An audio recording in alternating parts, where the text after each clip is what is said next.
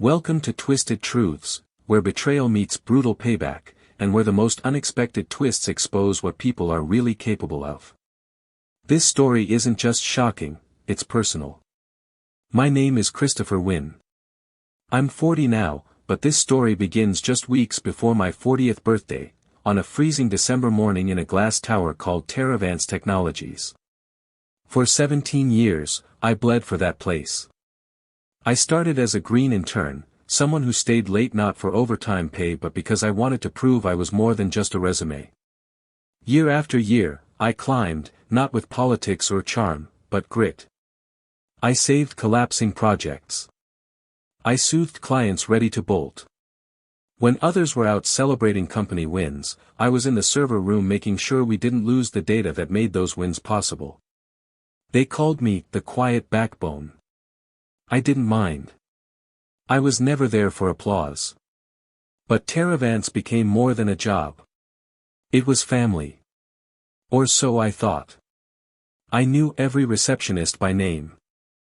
I brought hot soup to junior developers working through the flu. I wrote Christmas cards by hand, even to the board members. That was me. A loyal soldier. And when the former CEO retired last summer, I naively believed the new guy, Victor Hale, would continue that culture of trust.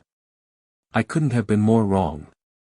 Victor Hale was a mirror in a gray suit, charming, reflective, and completely empty. The first time I shook his hand, I remember feeling cold. Not cold as in rude, cold as in calculated. Behind his smile was math. Not people. Not principles. Just numbers. Still, I gave him the benefit of the doubt. When he announced strategic changes, I nodded along. When he said we needed to streamline talent, I defended the language in meetings, telling my team not to worry. Because I believed I mattered. Until I walked into that conference room on December 22nd. The holidays were in full swing. There were peppermint sticks at reception. My assistant Lisa had taped snowflakes to the door. It was supposed to be festive. I thought Victor just wanted to discuss an upcoming product pitch. Instead, I walked into a room where 3 people sat with a manila folder on the table, HR, legal, and Victor himself. All 3 avoided my eyes. That's when I knew. Victor spoke first. "Christopher," he said, in that syrupy voice that always made my skin crawl, "we deeply appreciate your years of service. But, as we pivot to a leaner, more agile structure, your role has become redundant." Redundant. That word hit harder than a punch to the gut. I'd sacrificed holidays, birthdays, even a relationship to stay loyal to this company. And now I was redundant. I didn't yell. I didn't cry. I just sat there, staring at the embossed logo on the envelope they pushed across the table, my termination notice and a severance package that couldn't cover 2 months of rent. Victor gave me a thin smile. "Take some time to rest, Christopher. You've earned it." "Earned what, exactly?" "Exile."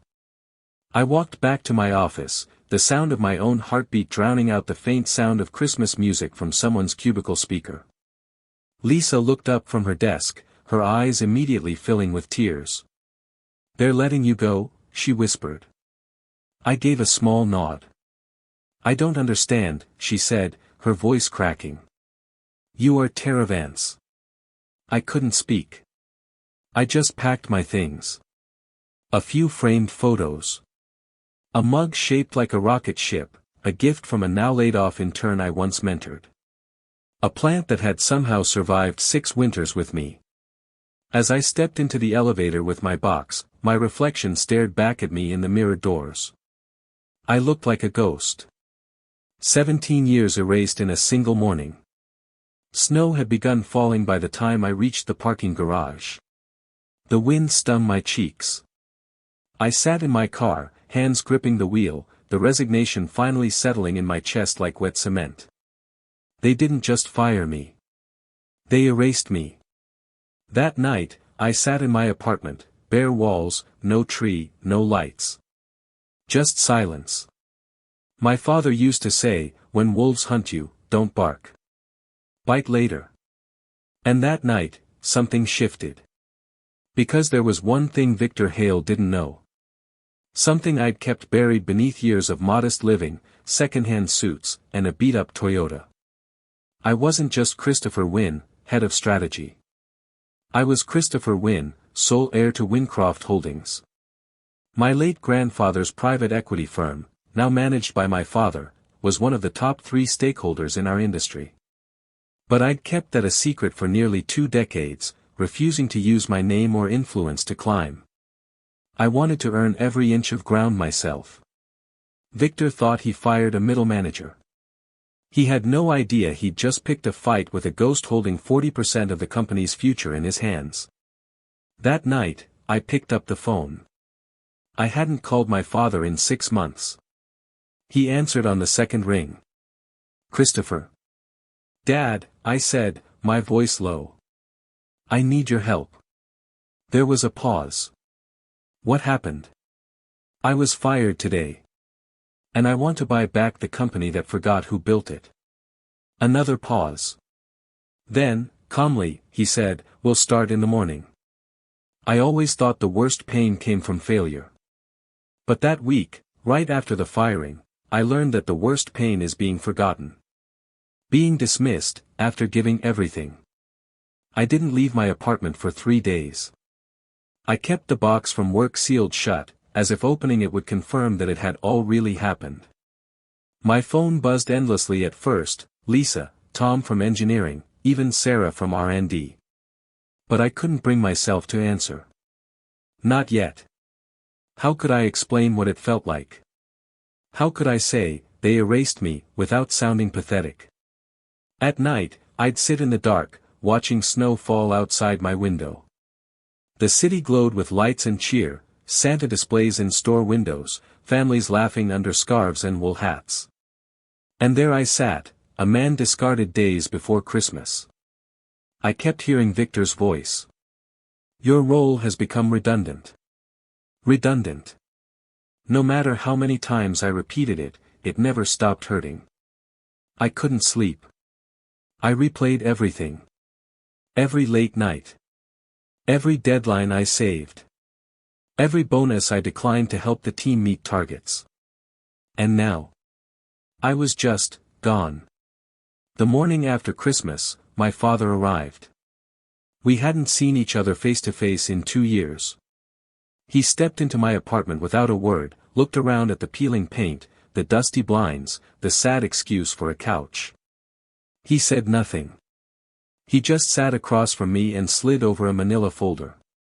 "Wincroft Holdings," he said. "You'll use this shell firm. No one will trace it back to us. You're going to take back your company." Quietly. I stared at the folder. It felt heavier than it looked. He continued. "You don't need to blow anything up. You don't need to scream. You don't need to stoop to their level. Just let the numbers speak. And then, more quietly, you were never redundant, son. You were just too good at hiding how much power you actually had." I nodded. I didn't trust myself to speak. But as days passed, doubt crept in. I'd spent so long trying not to be my father's son, not to lean on the family name, not to live under the golden roof of privilege. And now I was ready to weaponize the very thing I'd sworn to avoid. It felt wrong. Dishonest. But then I remembered Sarah's voice over the phone. "They gutted our project, Chris. 10 years of research gone." I cried in the bathroom for an hour. And Tom's text, "They let me go without even a handshake. My kid starts college next year." That wasn't just corporate strategy. That was destruction. And Victor Hale was the wrecking ball. So I swallowed my guilt. And I made a promise to myself. I wouldn't do this to reclaim my pride. I'd do it for the people Victor left in the cold. For the heart of Terravance. But revenge, real revenge, requires patience. I had to sit with the pain. I had to watch Victor's face plastered across Bloomberg and Forbes. New CEO Victor Hale accelerates growth strategy at Teravance, one article bragged. It made me sick. They praised him for optimizing Teravance, aka slashing R&D, gutting employee benefits, and preparing for a massive sale to a European conglomerate. The same conglomerate I once helped block during my early strategy years because we knew they'd dismantle our core divisions. Now, Victor was serving it all up on a silver platter. And worst of all, no one seemed to care. New Year's Eve rolled around, and I spent it alone in my apartment, watching fireworks through the window. I thought of all the people I'd celebrated with in past years, Tom doing his awful champagne pop impersonation, Lisa trying to get everyone to sing Auld Lang Syne off key, Sarah making sarcastic toasts about surviving another management purge. Where were they now? Scattered. Afraid. And I knew then, this wasn't just about me. Victor didn't fire me. He fired every single principle we built that company on. And that made me furious. But fury isn't a plan. Fury burns fast and leaves ash. So I channeled it. By January 2nd, I was back in motion. Wincroft Holdings had already secured an agreement in principle to purchase a 40% stake in Teravance through a distressed VC fund looking to divest before fiscal Q2. All I had to do now was stay invisible. I met quietly with lawyers in off-site cafes. I reviewed financials until dawn. I studied every internal leak about Victor's plans like a general studying enemy maps. But even then, I doubted. I wasn't some vengeful mastermind. I was a man who had cried into his coffee 3 nights ago. Could I really pull this off? Could I walk into that shareholder meeting in 5 days and challenge the man who destroyed me? January 3rd. I got a call. Lisa. I picked up. Chris, she said, almost breathless. I heard a rumor that Victor's pushing to finalize the sale this quarter. I closed my eyes. So he really was going through with it. If I didn't act fast, Teravance would be sold, gutted, and renamed before spring. She continued, also, he's replacing all the old execs. I saw the memo. He's putting his own people everywhere. It's like he's cleaning house. I thanked her and hung up. Then I opened my laptop. The folder on my desktop read, Victor, dossier. Inside, screenshots of internal memos, whistleblower emails, before and after budgets. Proof. Evidence. Fuel. But one document chilled me. A confidential memo from Victor to the board. It read: by eliminating high-cost veterans and simplifying structure, we expect to boost pre-sale earnings by 18%. This will position us perfectly for exit. High-cost veterans? That was me. That was Tom. That was Sarah. We weren't employees. We were inventory to Victor. That night, I stood by the window in my apartment as the snow returned. And I made a new promise. If Victor wanted to play God with people's livelihoods, I'd make him mortal again. Not with fire. Not with noise. But with silence, shares, and a stage. They say revenge is best served cold. But the truth is, it's best served quiet. Because silence lets you watch. Learn. Listen. And by the time the enemy thinks they've won, you're already behind them, holding the knife of truth. It was January 4th, one day before the shareholder meeting that Victor thought would cement his legacy. His crown jewel moment, I imagined he called it in the mirror. What he didn't know, was that everything he'd built was balanced on a trapdoor. And I had the key. That morning, I met with a former Teravance legal advisor, someone Victor had quietly let go in the early stages of his purge. We met in a bookstore cafe uptown, a quiet corner with no cameras, no buzz. Her name was Dana. She pushed a thin folder across the table and whispered, "This is what I could salvage before they revoke my system access." I opened it. And my hands went cold. Internal emails. Meeting transcripts. A redacted version of the acquisition contract with the European buyers. He hadn't just fired people. He'd pre-sold the company while making those cuts look like strategic innovation. The buyer was a shell corporation, registered offshore, backed by a firm known for strip mining mid-size American tech firms and outsourcing the remains. Victor wasn't saving Teravance.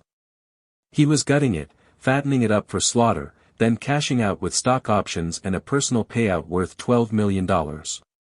Later that evening, I got another message, from Sarah.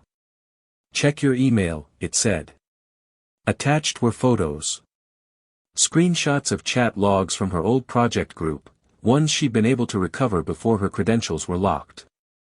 Victor had cancelled her battery project after it had been greenlit by the Department of Energy for a $3.5 million grant.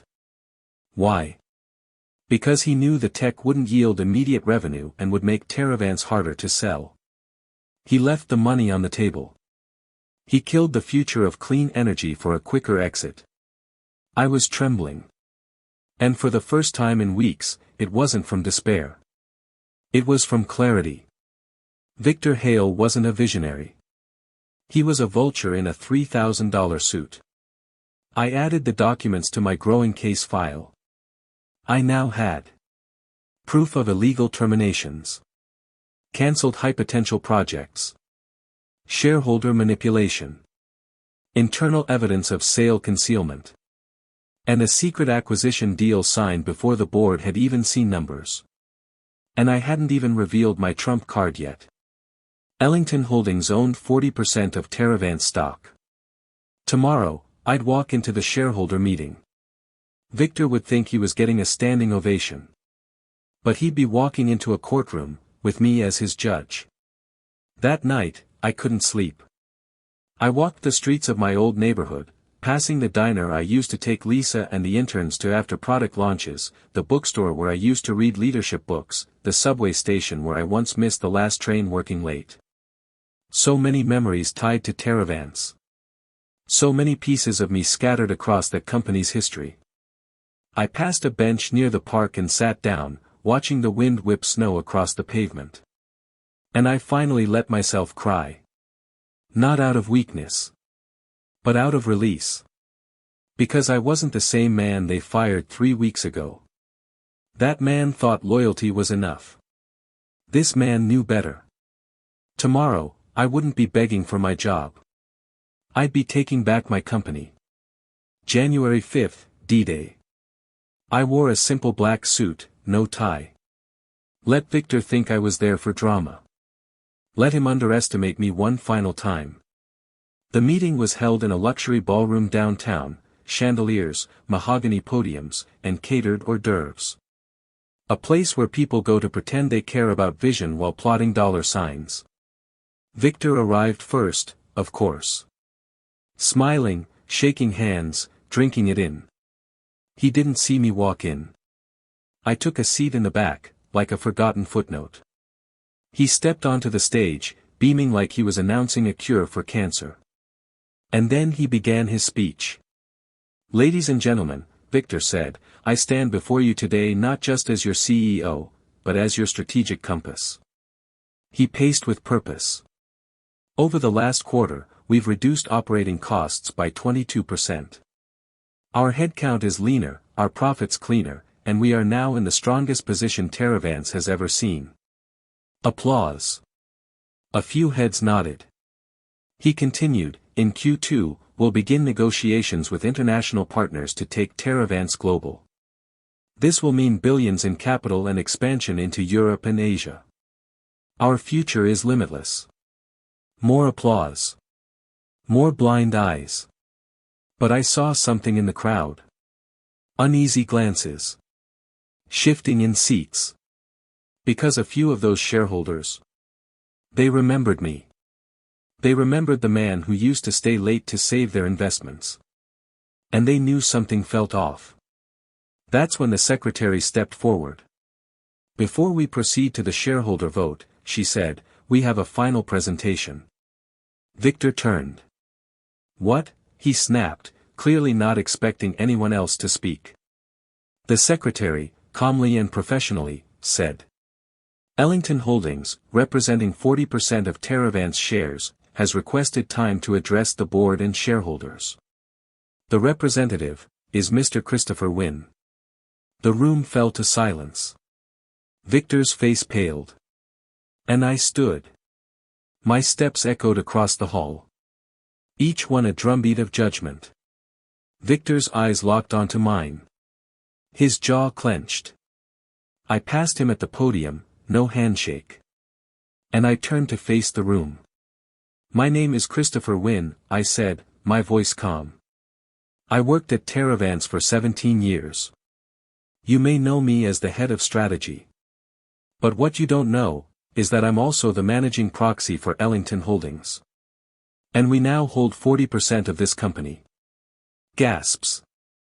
A few stood from their seats. Victor stood motionless, blinking rapidly. I smiled, but only with my eyes. I've come today not to speak of profits, I said, but of purpose. Of people. Of the soul this company used to have, before Victor Hale turned it into a shell. And with that, I opened my laptop. A projector screen lit up. Email chains. Legal memos. Cancelled grants. Confidential sale documents. Then the final slide. Projected layoffs post-acquisition, 2025, 600 employees. The room froze. Victor stepped forward, stammering.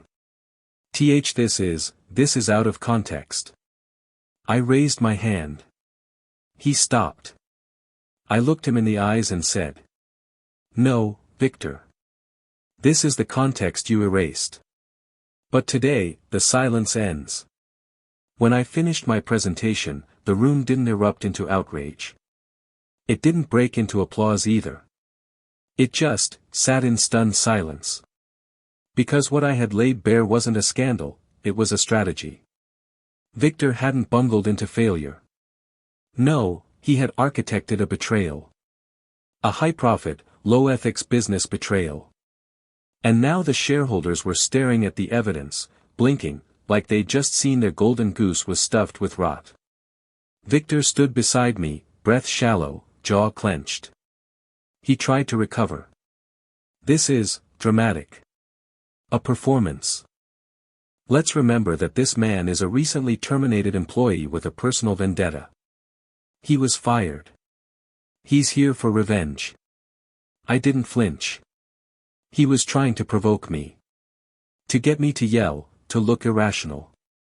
But I'd planned too long, too carefully, to give him that satisfaction. Instead, I turned back to the audience. Victor's right, I said, voice level. I was fired. Just before Christmas. After 17 years of loyalty. But what he's wrong about, is the idea that this is personal. This, I gestured to the projector screen, is professional. I clicked the remote. A new slide appeared. It was a timeline. A precise, calculated breakdown of Victor's corporate decisions compared with Teravance public communications and insider transactions. It showed stock manipulation. It showed pre-approval of the sale without board transparency. It showed who had really been benefiting, and it wasn't the employees or long-term investors. No, it was Victor. That night, after the meeting recessed, I met with key shareholders behind closed doors. Men and women who had been there when Teravance was still an idea scribbled on a napkin. People who had seen the company through recessions and recoveries, who had believed in long-term innovation, not just quarterly earnings. They weren't stupid. They'd suspected something was wrong. But until I showed up, they didn't have a weapon. I became that weapon. We need to call for a vote of no confidence, I said. And we need it now, before the acquisition papers are signed. But who replaces him? One shareholder asked. There was a pause. Then I spoke the name that had been sitting quietly in my heart for days. Ellen Carter. The former COO.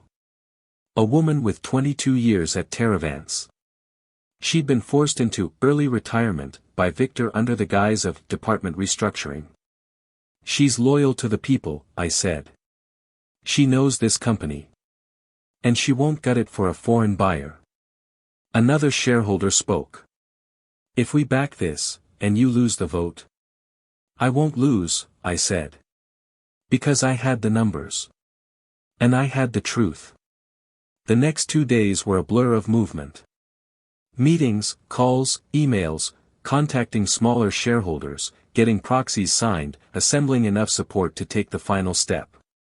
Victor was scrambling. I heard through my sources that he'd called an emergency PR firm. He started pushing interviews, spinning the story as a former employee turned bitter investor. But it wasn't landing. Because while he was out selling a narrative, I was quietly building an army. Lisa helped coordinate logistics. Tom reached out to engineering veterans who still held minor shares. Sarah worked her network from R&D and reached ex-employees turned independent investors. We weren't just planning a coup. We were planning a restoration. On the night of January 6th, one day before the official vote, I stood in my apartment and stared out at the city. My fingers were shaking, not from fear, but from energy. A low-voltage storm inside my body. I picked up my phone and called my father. I'm ready, I said. He didn't ask what for. He just said, then go remind them what leadership looks like. I arrived at Teravant's headquarters the next morning not as an employee, but as an investor. As a stakeholder. As a force. Victor was already there, of course. Still polished. Still smiling. But I noticed something in his eyes, something new. Fear. He didn't greet me. Didn't offer his usual smirk. He just stood silently by the podium as the board filed in. The vote was announced. The room quieted. One by one, hands went up. Digital proxies were submitted. Tally counters clicked away like a ticking bomb. And when the final number flashed on the screen. Victor Hale, no confidence, 63%. The vote passed. Victor's reign was over. He looked like a man dropped into an ocean and told to swim with chains around his ankles. He tried to speak. This is a mistake, a terrible. I stood. Sit down, Victor. He looked at me, stunned. And for once, he obeyed. I took the podium and nodded to the board. As acting representative of Ellington Holdings, and with board consensus, I'd like to motion for Ellen Carter to be instated as interim CEO effective immediately. Murmurs of approval. Applause broke out. Ellen, sitting quietly at the back of the room, blinked in disbelief. I caught her eye and smiled. You're up, I said. She rose. Walked to the front. And in that moment, everything shifted. Teravant's wasn't being saved. It was being reborn. After the meeting, I approached Victor in the hallway. He was standing alone, eyes fixed on the floor, clutching his leather briefcase like a lifeline. You destroyed lives, I said, calmly. You turned this place into a spreadsheet. And you thought no one would notice. He looked up, red-eyed. You ruined me, he whispered. I tilted my head. No. You did that all by yourself. And then I walked away. Later that night, I received a call from a reporter at the Financial Times. She asked if I wanted to comment on the dramatic boardroom reversal and Victor's ousting. I said one thing. Justice doesn't always knock. Sometimes it walks in quietly with a stack of receipts. Victor Hale left the boardroom in silence. No entourage. No handshakes. Just the soft click of his designer shoes against the marble floor, and the weight of disgrace on his shoulders. As he disappeared through the elevator doors, I exhaled for what felt like the first time in hours. It was done. 17 years of loyalty, 3 weeks of pain, and one calculated plan later, I had flipped the boardroom upside down. But this wasn't the end. It was just the beginning. Ellen Carter was sworn in as interim CEO before noon. The applause she received wasn't loud, but it was real. No staged clapping. No scripted grins. Just raw, authentic relief. From board members. From old engineers. From janitors standing near the back. Ellen had once said that Teravance didn't need a leader with a vision, it needed one with a heart. And now, after being forced into early retirement, she was back at the helm. Her first words were simple. We've made mistakes. But starting today, we make things right. My role? I didn't want to be CEO. I didn't want a glass office or title on the wall. I accepted the role of chairman of the board, not for power, but for protection. I would keep the vultures out. I'd make sure no more victors slipped through again. Behind the scenes, I helped Ellen draft the recovery plan. It began with reinstating laid-off staff. Sarah got her team back. Tom was re-offered his old post. Lisa, my ever-loyal assistant, was promoted to HR operations manager. Every week, we contacted another former employee and gave them a choice. Come home. Some did. Some didn't. But each one we called knew, they hadn't been forgotten. Victor, meanwhile, wasn't done trying. The press caught wind of the coup. CEO fired after secret sale plot uncovered. Investor exposes brutal corporate gutting. From fired to chairman, Christopher wins stunning return. Victor attempted a PR blitz, painting me as a vengeful insider, trying to reclaim his ego. But it didn't work. Because while he screamed from rooftops, we quietly rebuilt. We didn't need spin. We had substance. 1 week after the shakeup, Ellen and I met with the Department of Energy. Sarah presented the battery project they once funded, now reinstated. To our surprise, they hadn't reallocated the grant. They were waiting. That day, they renewed their commitment, $3.5 million in fresh funding, with additional support for green energy infrastructure. Teravance was no longer dying. It was breathing again. On January 20th, I walked through the office halls for the first time since being fired. People stared. Some stood and clapped. Others simply smiled and nodded.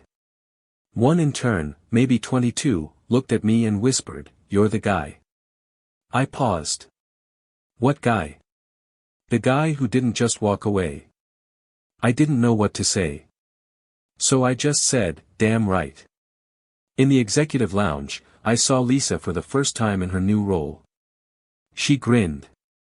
"Told you they made a mistake firing you." I laughed. "They didn't just fire me, Lisa. They fired us all." She handed me a coffee. "To rebuilding?" "To reclaiming," I replied. Then came the final strike. While Ellen stabilized operations, I focused on cleaning up the filth Victor had left behind. I authorized a forensic audit of the last 2 quarters. What we found was worse than I thought. Improper severance with unpaid bonuses. A shell bidding company with ties to Victor's cousin. Expense reimbursements for consulting retreats in the Maldives. We sent it all to the legal department. And then to the feds. Victor didn't just lose his job. He was about to lose his freedom. At the next quarterly shareholder meeting, I stood at the same podium where I once exposed Victor. But this time, I wasn't alone. Ellen stood beside me. So did Tom. And Sarah. And Lisa.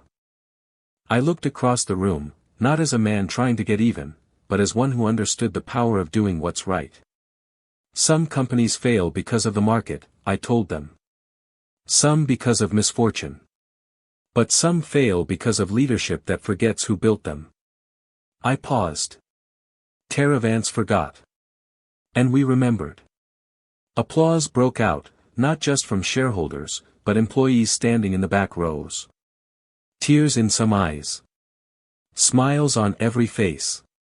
Victor was last seen boarding a flight to the Caymans before federal investigators arrived at his condo. I heard he's under investigation for wire fraud, breach of fiduciary duty, and insider manipulation. I don't care if they lock him up. Honestly. I hope he sits in silence, reading headlines about the company he tried to destroy now being hailed as a case study in ethical leadership. Because that is justice. Later that evening, Ellen and I stood on the roof of the Terravance headquarters. It was cold. The city below shimmered like a promise. She looked over at me and said, "You could have destroyed him completely. Why didn't you?" I shrugged. Because I didn't want revenge. I wanted resurrection. She nodded. And then, quietly, she said, "Well, you gave us both. You'd think the story ends here, right? Victor's gone. I'm chairman. Ellen's CEO. Terravance is healing. But real life doesn't tie itself up in bows. Sometimes the past circles back, not to haunt you, but to test what kind of person you've become. Because a month after Victor's downfall, I got a letter. Not an email. Not a message. A literal letter. Handwritten. On cream-colored stationery. Slid beneath my apartment door like a ghost. The name on the envelope stopped me cold. Marissa Hale. Victor's daughter. We'd never met, but I knew of her. A brilliant graduate from Stanford. Social entrepreneur. She had nothing to do with her father's corporate destruction. In fact, she had reportedly distanced herself from Victor years ago after he tried to force her into finance. She chose clean water initiatives in South America over luxury jets and boardrooms. Still, it made my stomach twist. I opened the envelope. It read, "Mr. Wynne. I know you have no reason to hear me out. But I ask that you do. Not for my father. For me. What happened needed to happen. But I can't stay silent knowing what I've recently uncovered. Please. One meeting. No tricks. I need to show you something. Marissa Hale." I didn't respond right away. Why should I? The Hales had already done enough damage. But something about the tone, the desperation, felt different. And I couldn't ignore the possibility that Victor's web was even wider than I thought. We met in a modest cafe off the West End. No cameras. No flash. Just two people linked by the wreckage left in someone else's wake. She looked nothing like her father. Wore a threadbare sweater. No makeup. Her hands trembled around her mug of tea. "Thank you for coming," she said quietly. "Let's get to it," I replied, wary. She reached into her satchel and pulled out a flash drive. "This contains a copy of my father's private server files," she said. "Before you ask, I didn't steal it. He backed them up to a drive at my mother's house. I found it last week while packing things for donation." She hesitated. "There's something in there you need to see." What I saw shook me more than anything Victor had done publicly. Among the spreadsheets, emails, and scanned NDAs, was a contract dated over a year ago. Victor had initiated talks to sell not just Terravance, but several partner companies, months before he ever became CEO. He'd orchestrated a larger network of takeovers, corporate kneecappings, and asset siphoning. Terravance was just the centerpiece. There were files about stock dumps, shadow investors, even internal sabotage. I stared at the screen in silence. "Why give this to me?" I asked her. She looked down. "Because. I think someone helped him. Someone still inside." That night, I sent the files to our internal security team. Then I went back through every calendar invite, board vote, and internal vote leading up to Victor's appointment. And something didn't add up. One board member, Stephen Cray, head of external partnerships, had voted against Victor's hiring, but later pushed for his full control powers when the old CEO stepped down. I dug deeper. Stephen was listed in an offshore corporation Victor used to route his stock options.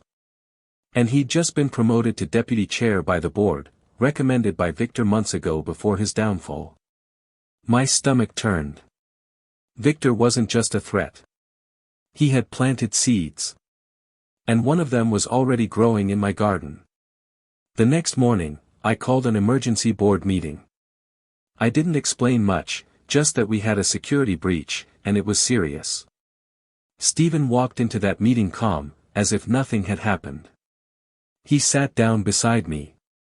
Offered me a smug grin. And that's when I saw it, the same smile Victor used to wear.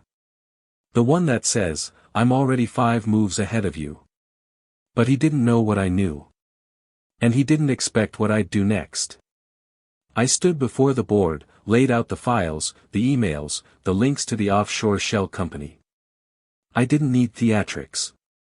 Just truth. Cold. Simple. Devastating. Stephen went pale. He tried to defend himself, but this time, no one was listening. The board voted unanimously to strip him of his title and launch a full legal investigation. Stephen didn't leave in disgrace like Victor. He was escorted out by building security. In front of everyone. Later that night, Ellen called me. "You okay?" she asked. I laughed dryly. Honestly? No. But I'm getting there. She was quiet for a moment. "You think this is over?" "Not even close," I said. "But now I know how to fight." Victor tried to crush us from the top. Stephen tried to poison us from the roots. But they both made the same mistake. They thought loyalty was weakness. They thought silence meant surrender. They forgot that some people build companies with their soul. And that people like me, we don't walk away quietly. We rebuild. We watch. And when the time comes, we strike. It's strange how quickly power shifts. One moment, you're holding a cardboard box and being walked out by security. The next, you're at the head of the boardroom table deciding who stays and who goes. But victory isn't peace. Not always. Sometimes, it just means you've earned the right to fight again tomorrow. When Stephen Cray was removed, the final vestiges of Victor's regime were scrubbed from Teravance. Not just in leadership, but in spirit. Ellen and I agreed, no more surprises. We implemented a transparency initiative. Every major decision now went through a new ethical oversight committee. We reopened the R&D lab, funded the renewable energy division, and increased employee benefits across the board. The press ate it up. The Teravance reawakening, read Forbes. From corporate scandal to cultural renaissance, wrote TechWorld. Even the Wall Street Journal, known for its cynicism, called it a model of post-crisis redemption. But I wasn't looking for headlines. I was watching for quiet moments. Like when Sarah's team hit a breakthrough on the clean battery prototype. Like when Tom walked into the engineering floor for the first time in 2 years and was welcomed back with standing applause. Like when Lisa came into my office holding a new heir folder and said, "Feels like the family's back together." Those were the victories I wanted. Still, one piece of the puzzle remained. Victor. Last I heard, he was hiding out in Miami, fighting charges through an army of lawyers. The SEC and DOJ had opened investigations after our team submitted documentation. The charges ranged from insider trading to conspiracy to defraud shareholders. It would take years to litigate. But justice was coming. And I hoped it came slow. One afternoon in March, I received a package. No return address. Inside was a single item, Victor's original offer letter to join Teravance as CEO, signed by the very board members who later applauded his removal. No note. No explanation. But the message was clear. We chose him. We empowered him. And we need to remember what it cost. I framed the letter. Not out of pettiness, but as a warning. Because power without principles is a loaded gun. And someone will always pull the trigger. April brought the company's first open house event post-rebuild. Employees were invited to bring families. We set up booths explaining our new ethical hiring programs, our climate tech, our community partnerships. I wandered the halls watching toddlers run through the lobby where Victor once practiced press speeches. Near the cafeteria, I saw something that stopped me cold. A mural. Painted by one of our graphic designers. It showed dozens of employees in motion, coding, testing, building, laughing. But in the background, barely noticeable unless you looked closely, was a silhouette of a man holding a blueprint, watching from the shadows. Me. Underneath, it read. Built by many. Protected by one. I stood there for a long time, not knowing what to feel. Then someone tapped my shoulder. It was Marissa Hale. I hadn't seen her since she handed me the flash drive that helped destroy her father's remaining influence. She looked lighter. Like she'd shed years of weight. I just came to see it for myself, she said. What Terravance became. I nodded. It's still becoming. She reached into her coat and handed me a folded note. No tricks, she said with a smile. Just something I thought you should know. After she left, I opened it. It was a transcript from a voicemail. Left by Victor. To her. If you see him, tell him I never hated him. He was just everything I could never be. I didn't know what to make of it. Part of me wanted to feel sorry for him. Another part wanted to forget he ever existed. But the truth? Victor Hale was a symptom. A warning. And maybe, a necessary failure so Terravance could finally become something more than just profitable. It could become purposeful. The following month, I stepped down as chairman. Not because I was tired. Because it was time. Ellen had proven herself more than capable. The board was aligned. The staff had stabilized. The wolves were gone. I handed my seat to someone who started as a junior engineer and rose through pure talent, someone who knew pain, progress, and people. Then I left the building the same way I came in 17 years ago. Alone. Quietly. No press. No fanfare. I took a walk through the city. Same streets. Same winter breeze. But I was different now. Not because I'd won, but because I'd healed. That night, I sat by my window watching snow begin to fall. Again. This time, I wasn't holding a cardboard box. I was holding peace. In the end, truth has a way of surfacing, even if it comes twisted through pain and betrayal. As one wise voice once said, sometimes your greatest enemy was once your closest ally. If this story struck a chord with you, let us know in the comments. And don't forget to subscribe, share, and spread the word, because justice deserves to be heard.